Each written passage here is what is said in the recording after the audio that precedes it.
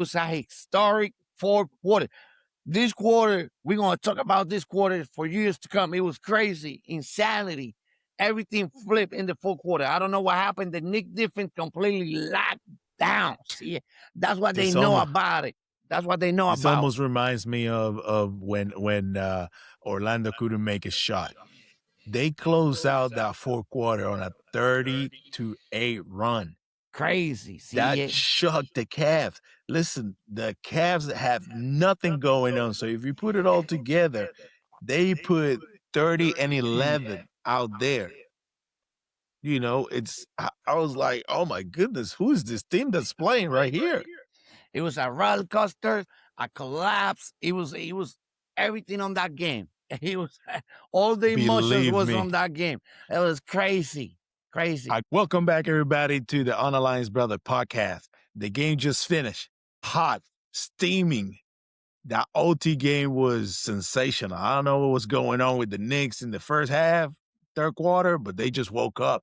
How did that happen? What you gotta say. How did that happen? I don't know. I thought the game was over on the fourth quarter. I thought it was over, CA, but I don't know how that happened. Another letdown by a New York team. That's what I was thinking. Yep. I said the Knicks are being the Knicks, and boom, Bronson came back and showed up like a superstar. For the first three quarters, Spider, it seemed like the best player on that court.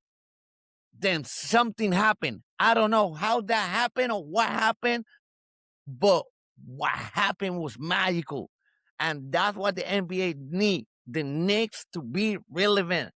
The Knicks are going to the NBA Finals. See, I'm telling you now, Knicks are going to the NBA Finals. It's going to be a 1999 rematch, and I'm picking the Knicks. I need the New York Knicks to win the NBA championship. It's been a long time. It's a lot of people, a lot of Knicks fans that never seen a championship. But it's going to be a 1999 rematch. Spurs. Remember that Larry Johnson 4-point play? That's what's we're going to see, a rematch. But that was a crazy game, CA. I thought the game was over. I thought the Cap controlled the whole game. I thought Cap stole game one, home court advantage like the Spurs did in the other series. But no, the Knicks came back and put on a show in the fourth quarter. That was crazy, insane. And I bet you nobody thought about that happening. That was crazy, see. Yeah, I'm going to have to agree. I cannot see the Knicks in the finals. Their fans are obnoxious as much as you are, and I cannot see them in the finals. I thought Cavaliers had their game already won, and something must have happened on Brunson's head. He's unbelievable. He's a hater.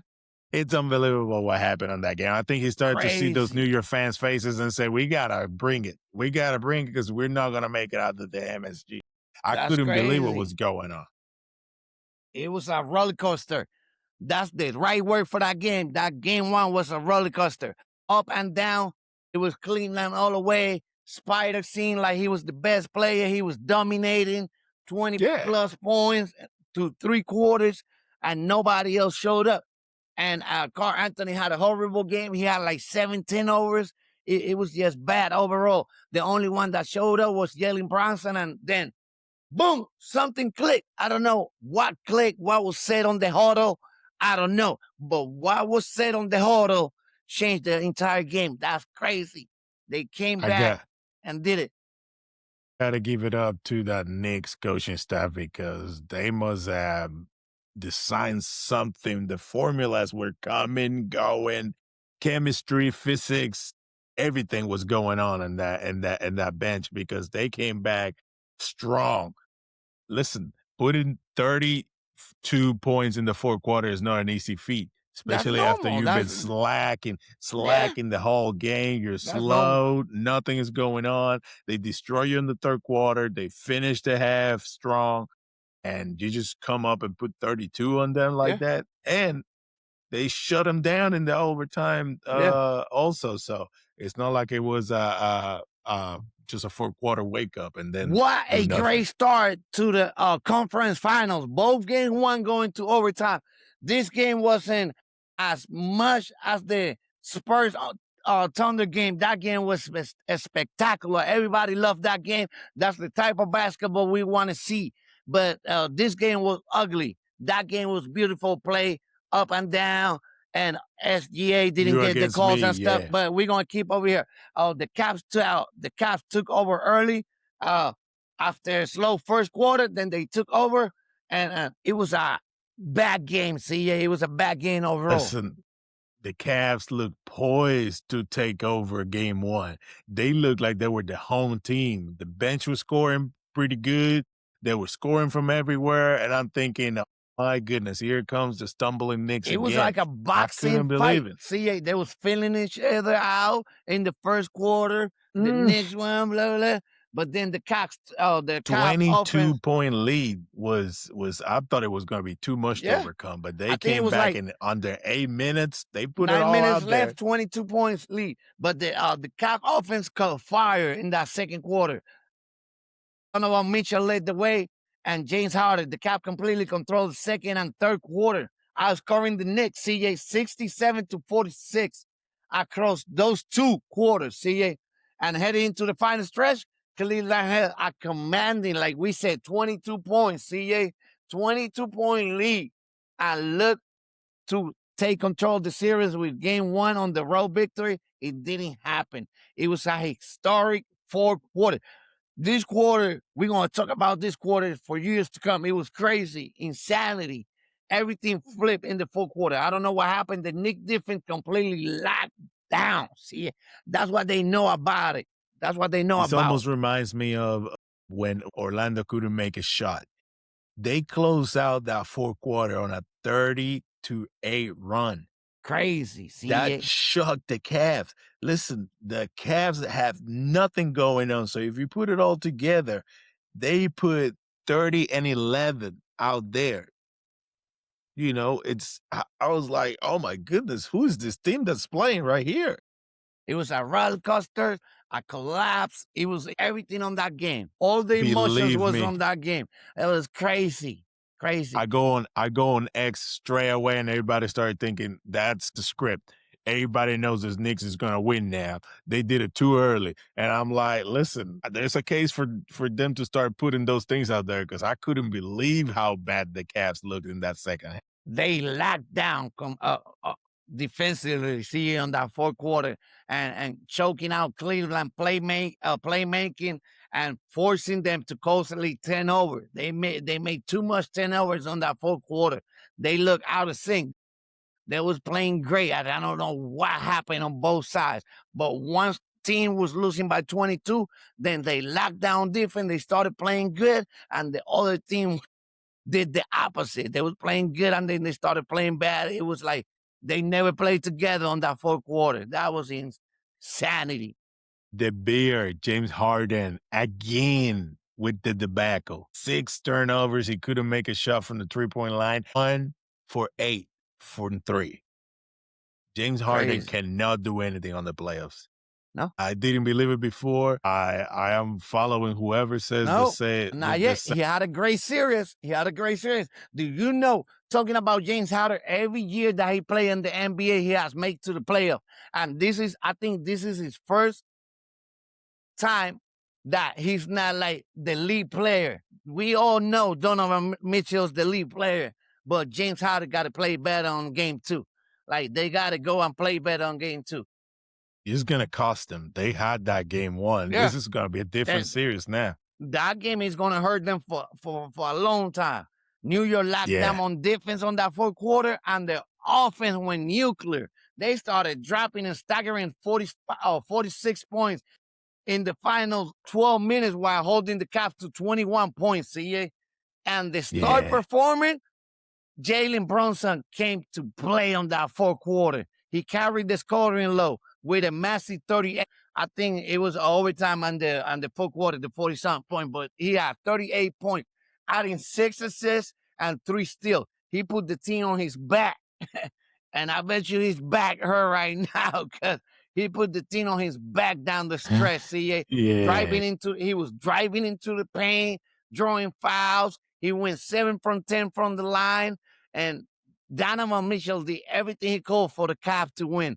He put up 29 points and racking up insane. He had 6 steals. See, 6 steals. but he ran out of gas as the Knicks threw extra bodies at him in the lane. And he started seeing different matchups, different looks, and he couldn't do it. See late. Carl Anthony Town, he held down the paint with a hard fought double. That was a hard fought because his game was ugly today. He had so many 10-overs, 7 or 8 10-overs, but he still had a double. He had 13 rebounds. CA with 13 points. If they want to win the NBA Finals, Cat got to do better. Because on the other side, I think somebody named Wemby is going to come and see him. But anyway, that game was crazy. Ivan Mobley was a monster on the glass defensively. He had 14 rebounds, 3 blocks to go with his 15 points, but they couldn't hold the Knicks. Late perimeter, they couldn't do it. And the turning point, despite the fans pregame regarding the officiating crew and Scott Foster, yes, who the Knicks had historically struggled under in the playoffs. New York overcame the noise by out hustling Cleveland on the perimeter and capitalized on transition points during their frantic fourth quarter run. That fourth quarter was legendary. That's one for the Bucks, and we're gonna remember that for a long time. Let us know in the comment what y'all think about the fourth quarter and the performance the Knicks put behind Jalen Brunson. The little guy carried the whole team on that fourth quarter. See ya. Listen, I think Evan Mobley changed what he was doing in the beginning of the game. He was in the paint, easy points, inside, and then he started doing some crazy stuff out there. It's he called finished with adjusting. 6 out of 16.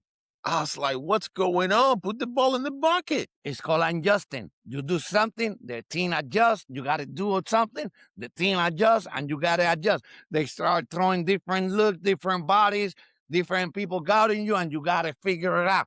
That's where superstars separate themselves against role players because they know how to figure it out. They need to start figuring out how to finish that game is what they need to do. Figure it out, finishing a 22-point lead in the first game of the Eastern Conference Finals. You know, I was 9 minutes. I was talking to somebody the other day, and I was telling him a 20-point lead on the NBA is like a 2-point. And that always happen, especially the home team when they down by 20. It just seemed like it's a 2-point lead. Couple of N1s, a couple of threes, turnovers, and you're there. Yeah, go from 20 to 12, and they there, and that's it. It look like 20-point lead. You go single digits, timeout, and you know it's over. Like, you know, on the MLBCA, if a team is up by 6, it's pretty much over. 90% of the time, the game is over. Unless you're the Yankees against the Dodgers in the 5th inning with the bases loaded. He always got to talk about us. Always got to talk about us because he can't talk about his team. But we talk about that later. We're going to keep on this conference final. Always got to talk about us. But anyway, 20-point lead, it seems like nothing on the NBA, especially for the home team. And the Knicks show up. This is a legendary quarter, and we're going to see this quarter for years to come. But let's talk about ahead game 2, what the Caps need to do and what the Knicks need to do. Is it a mandatory win for the Cavaliers? CA, or the series is over? What do you think? It's a must win for the Cavs. Must win. I mean, I seen those teams go 2-2 and split like that. But listen, they were down 2-0. I think last series they were down 2-0, 2-0 against the Raptors. But this is the Eastern Conference Finals, and the Knicks were well rested, 4-0 on that one. That's true. Well rested. True. Listen, you gotta come in and still won. You had it, 22-point lead, 9 points. Come on, you had it right there. You gotta come back and demonstrate that game was yours, and that was a mistake on your part. No closing out that game. Listen. They have to come back strong because MSG, it's going to eat them alive if they think they're just going to win 2 and come back. That doesn't work like they don't have a closer. They have a closer on Spider. They have a closer on Harden. People ran out say of he everything. Always choke on everything. We're going to see. This is a legacy series for James Harden. This is his whole career Ooh. right here, his legacy series. This is, I believe, it could be his last opportunity to change his legacy, CA. And this series, he got to ball out. He didn't do on game one. He got to come on game two with redemption and make it happen. He cannot have a bad series because people are going to show him a life. He got to come on ball out and play. I think game two is where he got to come and do it, CA. It's either he wakes up, or he becomes that bet at the end of the lineup that's just gonna put up 9 points or 10 points whenever he feels happy about it. He needs to come in strong. He needs to fix up that 3-point shooting, and he needs to get active in the assist.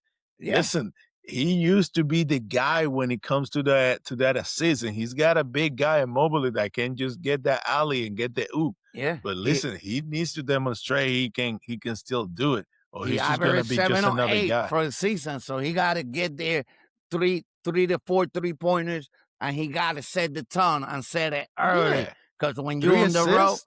Nah, yes, that's not good. it's not When gonna you on cut the it. road, It's not gonna cut it. you gotta shut down that crowd early. If that crowd start going, the role players start hitting threes, and then it's hard. You don't want to fall Yeah. down on the road by 20 because it's not the same when you're the road team versus when you're Mhm. the home team and you're down by 20. But I don't think it's a must win like you said, but I think they gotta show up. That's gotta be a must win. Listen, the Celtics, this is their 5th game in as many series. They already played game 7 already. So, they need to bring it and put pressure on the Knicks to start overthinking the decisions because they were up 22. Now they beat us on game 2. It's a different mindset, especially when you go on the road. Those road players don't play as good. Those triggers Mhm. start to fall off the cliff. There's not the same motion. The fans are in your face. You don't have home cooking. So they gotta put it in on game 2, or this series is over.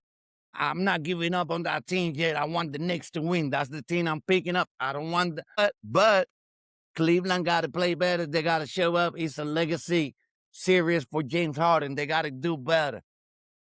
Listen, game two, I think it needs to promise a big physical impact by Cleveland. They need to adjust to whatever the Knicks were doing late on those straps, and those teams were working on their favor. They didn't know how to get away from those double teams.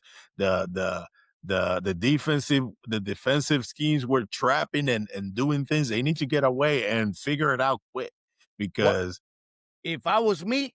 I make somebody else beat me. I won't let Jalen yeah. Brunson drop 39 every game because then you're Yeah. gonna look like make somebody else beat you. Make Hart beat Yeah. you. Make somebody else beat you, but not Brunson. Brunson cannot go up. Y'all see what happened? Carl Anthony had a bad game. He had a double-double, hard for double-double. But Yeah. when Brunson have it going, it's unstoppable. Like, make somebody else beat you. Especially, you can't let him get up early because then the basket become bigger for him. And if the basket become bigger for that guy, then he start making plays. Then you start sending double teams. Then the role players start hitting. So you got to do it early and you got to send different looks to him. You can't let this happen again. This was a complete meltdown. It would be different if they were up by 20 in the second quarter and then you lose the game. No, you was up by 22 with Yeah. 9 minutes to go and you blew the game. But this is just game one of the series. Cleveland know how to close games. They just beat Detroit. That I said Detroit was their number one seed, but teams like that, I think the Spurs is on the same category. They got it. They got to lose first. They got to understand how to win and stuff. That's what happened to Detroit. They won on Cleveland. Cleveland had a horrible game 6. Then Cleveland came to Detroit and closed the game out, and that wasn't even close. I know Detroit is hurt right now, but next year they're gonna be better and better. But let's move on to the next series, CJ, and that's must-watch TV. This is great for the NBA. Shed versus Wemby. It wasn't even close. What we everybody was talking about uh, that it was going to be Chet versus Wemby. No, Wemby bullying them out. and they don't have an answer for Wemby, CA. No answer. I noticed they got an answer. They got an answer for SGA. Once that whistle stop blowing, he don't know how to play. He don't know what to do, and he don't know how to act. It seems like the Spurs got an answer. I know how to stop SGA. I don't think the Thunder's got an answer for Wemby. I think Wemby is going to dominate 41-15 of 30-20. I think that's the kind of series he's going to have. They're just going to have to make everybody control everybody else and let Wemby blow up Yeah. and to have a chance. But this team look defeated. They don't know how to beat them. 6 games. Spurs have beat them 5 times, and they do not know what to do right now. And I was talking to somebody, CA, in the critical moments of that game. Chet wasn't guarding Wemby. It was Jay Williams guarding Wemby, and it was a mismatch all the way through. Like, Jay Will cannot guard Wemby. Nobody can guard Wemby, but put Chet on Wemby, and he looked like he ran away from that matchup. CA, he didn't want to take over. You know, the star players say, "I got him." That's why he need to say, "I got him." No, he went to the corner. He didn't want nothing to do with Wemby. And Jay Whelan cannot guard Wemby, CA. But let me know what you think about that series. That was a phenomenal game, crazy game. That was people love that game. This series is good for the NBA. It's going to bring a lot of attention, but I want to see the Knicks win. Listen, this is an instant classic game. This is one of those games that you turn on NBA TV on a random Saturday morning, and you can just sit down, watch, 20 years drink after. a coffee. Whoa, yeah. What a game. Just over here with a grandkid or something, you're drinking this coffee. I'm like, I remember this game. Wemby went off. I mean, he was unbelievable. That D3 remind me of dribble. Stephen Curry did that same D3 on that same court. He was much more to the sideline. But wow, that was deep. And that was on a critical point. It was 108 to 105. The Thunder was up by 3. If he missed that 3-point, Steph was ahead when he did it. Wemby was losing by 3. Missed that 3-point, not only they would have lost the game, everybody would have questioned him about taking that 3 that deep. Yeah. And I know he took a 2-for-1 because it was 29 seconds on the clock when that happened. He did a 2-for-1. But wow, that was deep and electric. Like right and there, he didn't make another 3 either, so he wasn't like he had it going on. He was shooting 3. He came and he said, "I'm in business. I'm coming to the paint." Let me do that thing. Deep one. That was deep. CA and electric. That was deep. That crowd. I mean, the air went out of that crowd. CA. The ball went forward, and I didn't expect to see the ball on his hand until it was on the block. I expect to hit the back of the rim and a long rebound. No, that was insane. That was a legendary 3. That's a 3 that we're going to remember. Remember when Wemby hit that 3? That's a legendary 3. Yeah. Mike Tirico said, a 28-footer. Boom! He did it. See, crazy. Yeah, he did it. He did it. But listen, those are one of those moments that make you a one-word name and everybody knows who you are. Like, everybody already know who Wemby was, but that 3 right there is a conceal. This is Wemby. See it. Now, he has arrived. A 7'4" should not be able to do that. That's a creative player, what they got there. And he's not even into his best years. He's not even into his prime. See, he's going to dominate, and he's going to be the guy for a long time to come. And everybody know all he needs to do is stay healthy, and he will take over the NBA. He's going to be the face of the NBA. But see, what a crazy game. It was an instant all-time playoff classic right away. Down the star guard, they were down De'Aaron Fox for that first game due to an ankle stiffness. San Antonio traveled into Laos City and dragged a grueling 122 to 115. Double overtime. It was a double overtime too. CA snapping OKC 9-game playoff win streak. They snapped. They came up and they said, "Okay, guys, It's over. Yeah, no more undefeated, no That's more it. zero. Took over. And the regular Yeah. season MVP he suffered from a slow start. Every time he doesn't get the call, he's not. People say, oh, he had a bad game. He usually don't have back to back bad games. We're gonna see if they let them play physical. I don't think he's gonna have a great game. If they start blowing the whistle and then he start getting free throw, then at one point he had 20 points. Out of those 20 points was 9 points Yeah. from the free throw. So he had 11. Like, no, let those boys play. Let them play. Stop looking for free throws. Stop flapping and come Yes. and get it. But that's what happens here. It's just not a brand of basketball that I enjoy by Oklahoma City, and they put points out there. They beat people by a lot of points, but it's just I'm not accustomed to seeing somebody just headbutt all the time. The They night always end started up on as the a ground. celebration too. The night started as a Oof, celebration because he got the trophy, the MVP back to trophy, back. back to back, receiving his second consecutive regular season MVP trophy before the tip off. However, the Spurs defense made him look human early. Holding Early. SGA, it was uncharacteristic from him. I think he went 1 from 5, 1 of 5 shooting for 4 points in the first half.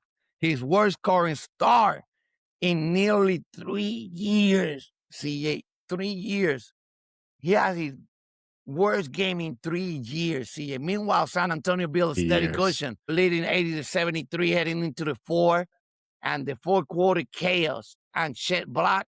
San Antonio pushed their lead to 10 points with just over 9 minutes left in regulation, CA. But they turned the roar back. They came back powered by a Fury bench. They got a good bench. Caruso had the game on his life, CA. He went, he 31 was points. crazy. He 31 went points, up. 11 for 19, He 8 had like from 3. He He got was 8 shooting. crazy. And Jalen Williams returned too. OKC forced a frantic final stretch. But Wemby came back, call, answer, and in the 2 overtime to seal the victory. The Thunder looked poised to grab control, but Wemby completely silenced the arena by stepping back and dribbling a ridiculous 32-footer, CA. 32-footer to tie the game. That was crazy. See, Yeah, I keep putting myself in like, let me see if I can put myself on Shaquille O'Neal mentality. Losing by 3, 0-3, barbecue chicken. Lakers, and he's just pulling up from back there on game 1 of the Western Conference Finals. Barbecue chicken. He's only 22, by the way. See, crazy. 22. He can still mature from this experience, learn from this experience, get better, and please grow a body. He looks like a skeleton still, and he does incredible things, but Durant has been like that for years. Hey, he did a yeah. fadeaway on one play, and he remember, the dream shake. And Mm, then I did some research, and he's been learning from the dream. He's been going to Olajuwon and yeah, practicing with yeah. him, learning the shake from him. Yeah, because he probably doesn't have that on his back just yet. He's been a point guard that's just tall, but now he needs to become that center that applies pressure inside. Yeah, but SGA need his Batman. CA Jay He Will had look his back, rusty. man. He look rusty. He He hasn't played in a while. We're gonna see if he get on game shape for the second game. This is a must win for OKC. You cannot go down to nothing and go into the road. Cause CA, do you know is the Spurs the best organization in the league? Because these teams seem to recover fast. Like it wasn't even 5 years, 6 years, and they're already back into contending. See, that's crazy. Yeah, when Kawhi left, I thought they had a good 20, 25 years that they're never gonna do anything. But they got the luck of the draw with Wemby, and Wemby is a generational player. He can do Yeah, things that no one cornerstone. can. Yeah, and they can definitely put money on this roster and make it even better for I next year. got to It's look, very young player. scary to see what's gonna be next year and the His next few matchup, years either way. this matchup is going to be 5 to 8 years moving forward. Yeah. They're going to see each other a lot, and they're going to start hating each other more. They already hate each other because Chet and Wemby are coming. They've been going at it since the U18, U19. They've been going at it. At one point, it was a tournament. See, we was talking about it where Chet won the MVP. I think he got 10 points, and Wemby was crying in the back. He was so mad about it. He started crying, and everybody thought this was the matchup. Like I was looking forward to this matchup, CA, but Yeah, but it looked like Chet Chet wanted doesn't no want nothing smoke. to do. He don't want the smoke. Chet doesn't want the smoke. Let us know in the comment if Chet want the smoke. He looks like he don't want no smoke with Wemby. I thought that was the match to see. That's what I wanted to see.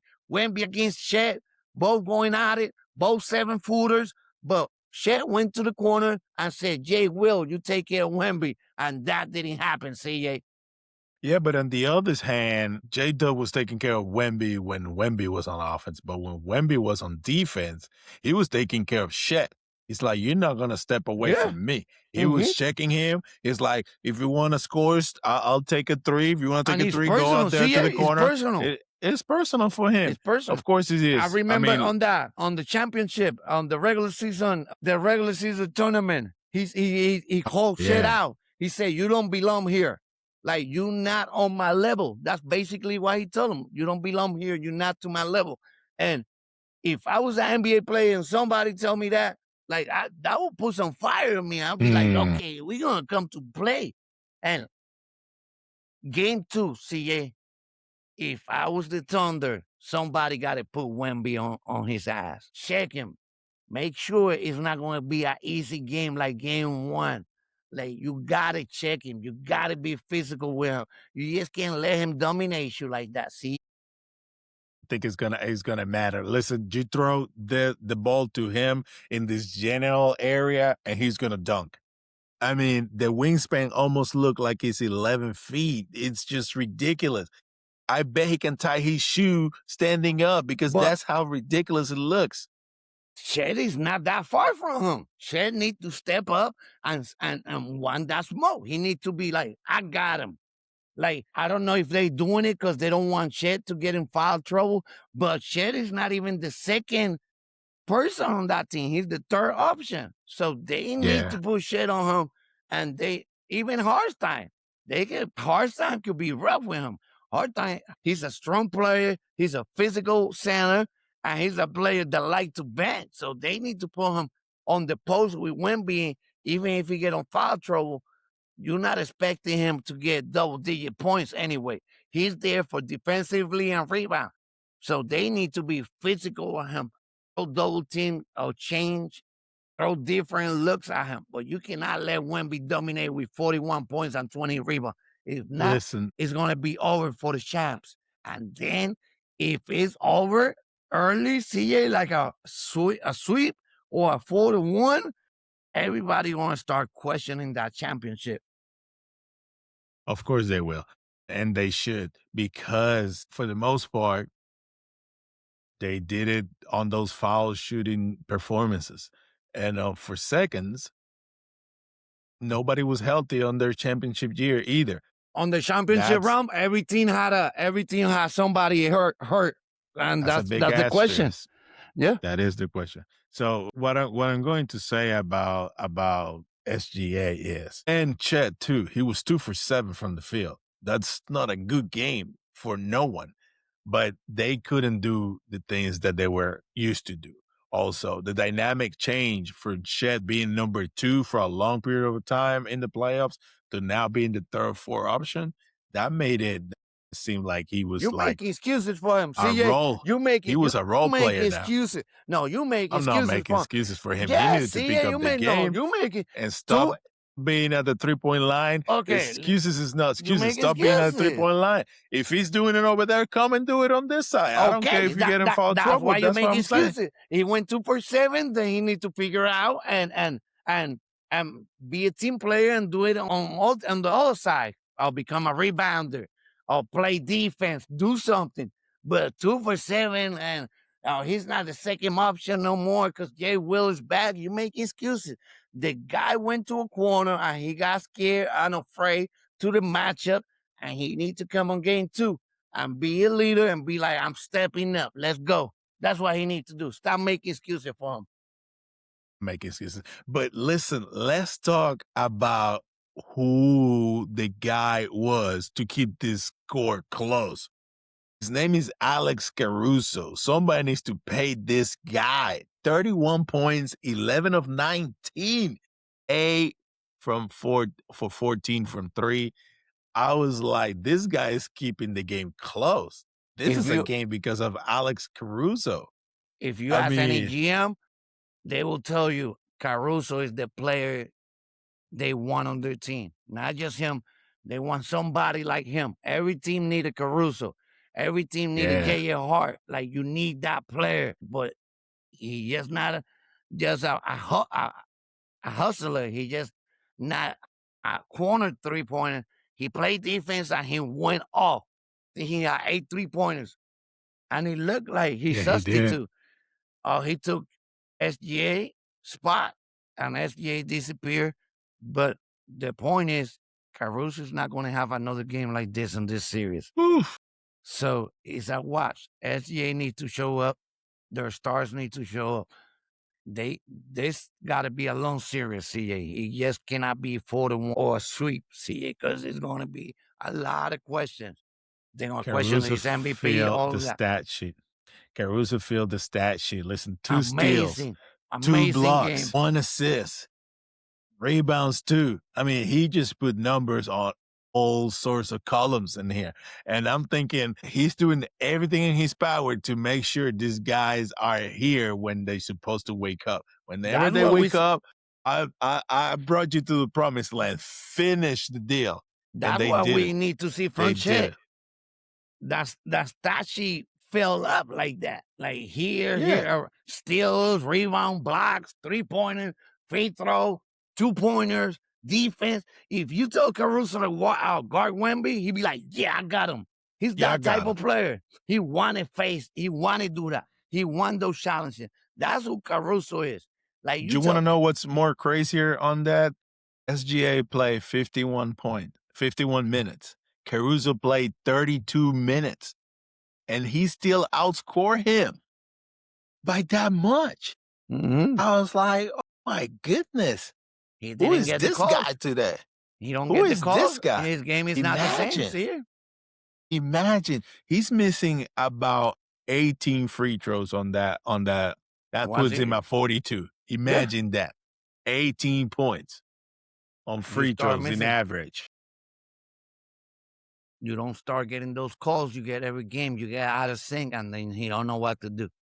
And that's why I got a problem with his game. I got a problem with his game. Chat, let us know. I don't like his game. He could score on all 3 levels, but if he doesn't get the foul calls, then he become out of sync and he can't play. He's not the MVP player no more when he stopped getting those calls.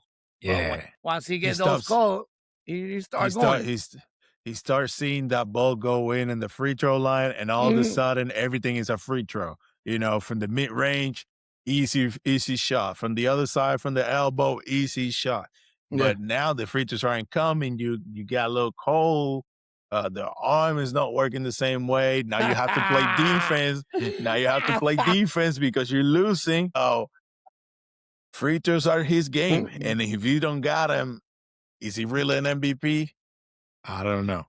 And we're going to come back with another podcast and talk about if the Spurs are the best organization in any sport, because they didn't rebuild. It didn't seem like much time. It took them like 4 years to get to the promised lands again. And now they got a chance to win a championship right away. It's crazy. That organization just replace and come back, replace and come back, replace and come back.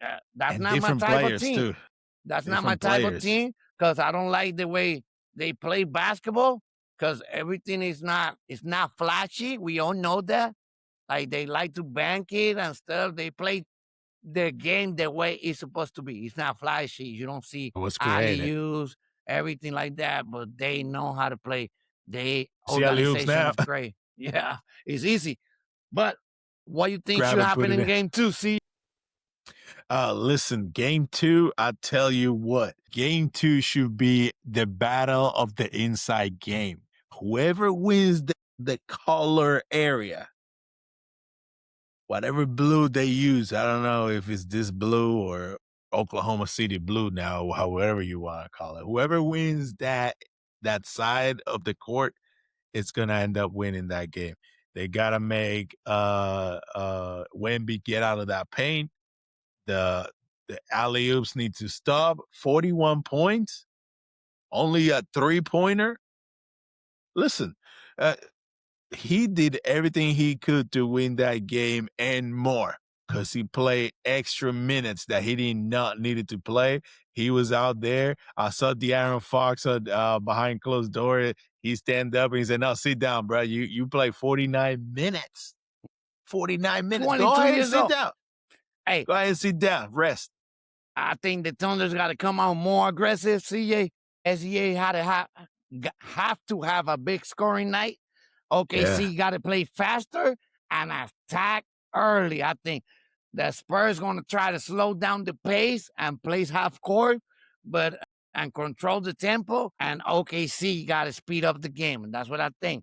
I think the biggest key for game 2, can OKC start the Spurs ball moving?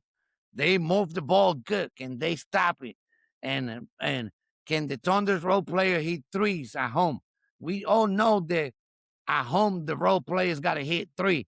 So we're gonna see can they do that, and will the Spurs keep dominating physically because they play physical, and that whistle wasn't blowing on game 1, and I think that affect the Thunder, CA. But I I can think see the it did. I Thunder's think it win. did. I can see the But Thunder's winning a close one if they're different yeah, forced turnovers. But if the Spurs steal it and they control the pace late and get another efficient game from their stars, yeah. then series is over. See, Yeah, it's all about the role players. If the role players come to play in Oklahoma City, they are in big trouble. I mean, they did enough to manage the whole game and they came out on top. So, 2 overtimes is no joke either. I mean, 2 overtimes is not an easy feat, but and the X they did factor it. for They game did it the 2 right way. gotta be Chet Holmgren. Chet Holmgren gotta be the X factor. He gotta come to play. Nobody's expecting 30-point game. We expecting 15 points, but you gotta show up on defense and pick up on Wemby. That's what we expecting. And if he protect the rim and control the paint again, the Spurs are It's gonna over. win. The Spurs are gonna win. But It's over for sure. Chet need to come play, stretch the floor, and OKC become much harder to guard when Chet is here in 3. So I think he's the X factor. He just got to have 15 and 8, 15 and 10, and play some defense. But this is going to be it for tonight, guys. We're going to come back in the next game, and I hope Cleveland come to play. Well, people, listen to me. Time for the best segment in this show. Sneaker Dimension, which say show us different sneaker every week from the Jordan or Nike brands. Say what you got for us today. Woo! Today we got the legendary Apes. I know the Apes. The Apes is crazy. It's called the first 3P shoes. Because that's when the shoe that MJ won his first 3P. I think it was against Portland. He used that. Remember the shrug game when he went like this? He that 3-pointer against Portland when they this. He was using that shoe. See, yeah, and it's crazy. It's an iconic sneakers in the Jordan history because it represents Michael Jordan's first 3P, guys, as a Chicago Bull in 1993. That's when the shoe came out, 1993. See, Michael Jordan, the black player, that one, that's the colorway. Those are the playoffs during the 1993 NBA playoff and final. While winning his third straight championship, he was wearing those shoes against the Phoenix Suns, I believe he was. What made the Air Jordan different, CA, is the cross straps. You see the straps right here, CA, the chunky 90 design. I don't know how to say that well. I think it's the chenille tone. patch right here that you see, bold black, red, and white, Bulls colors, heavy ankle support, and it was designed by Tinker Hatfield. He got a lot of the Jordan designs and became one of the most Shout out to aggressive him. looking Jordans ever made. A huge reason a sneakerhead loved the players because it symbolized Jordan's first three-peat. Like I said, his final season before his retirement, he wore those. That was the last shoe he wore before retirement, and he picked the Bull dynastic energy. That's why he's sneakerhead. This sneaker had come a few times in different editions on 93, 2007, 2013. And this one is the 2023, the last release, CA. Oh, one Okay. famous detail about those shoes is the red 23 on the strap right here. The red 23 on the strap became one of the signature look of the Jordan A player. A lot of sneaker fans consider the Jordan A one of the most underrated retro because it's tied directly to one of the greatest era in basketball history. The Jordan A was the last shoe Michael Jordan wore, like I said, in his first retirement, and he won his first 3P. The Fuzzy Tone logo is called Chenille Patch, I believe, inspired by varsity jackets. See, the patch right here, this patch is inspired by varsity jackets, and the colorful patterns on the midsole were inspired by African art. An early 90s, the Air Jordan A was one of the heaviest Jordan. It's heavy, a heavy shoe. See, sometimes I wear it and I get tired because they heavy, and one of the heaviest sneakers ever made because all the padding and support. See, like I said, the red 23 on the strap became one of the shoes' most recognizable feature. Unlike many Jordan CJ, the Jordan A originally released with anti-inversion crossover support built into the design for stability. They are Woo! built for stability.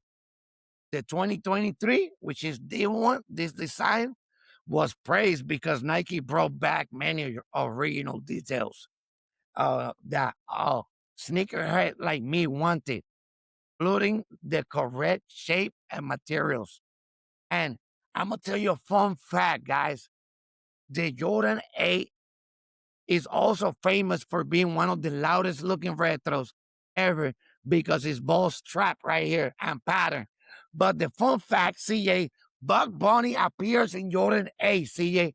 Bug Bunny appeared in Jordan A advertisement during the early 90s, CA, before Space Jam even existed. Bug Bunny was using this, CA. Old school Looney Tunes, baby. Yup. Bug Bunny was wearing this before the Space Jam. That's why I got the Space Jam right here. Because Bug Bunny. Some sneaker fan called this, like I said, the Jordan 8, the three-piece shoe, because it closed out the Bull first dynasty run. This shoe closed out the first three-piece. Thank you for watching. Leave a comment. Follow us, guys. We got a lot of content coming up. We got the NFL starting. We got the soccer on the summer. We got a lot of MLB games. Tampa is leading our division. He's a Red Sox fan. I'm a Yankees fan. But Tampa Bay is leading the division. So that's all we got for today, guys. Thank you for watching. Thank you for watching, everyone. Please hit the subscribe button. Let us know how you feel, good or bad. We don't care. Put it in the comments. Let us know if you like our setup, if you like the Jordans. Please put it on the chat. Mention a shoe he does not have. Put it in there. Give me a weird one. Give me a weird one that you think he doesn't have. 1 And through as 14. always, 1 through 14. Follow us on all the social media on Online Brothers. See you on the next one. CJ says one thing, Zay says the opposite. Same couch, same room, still split on it. One plays hard, one talks slick. Every game night turns into a conflict. That's my team.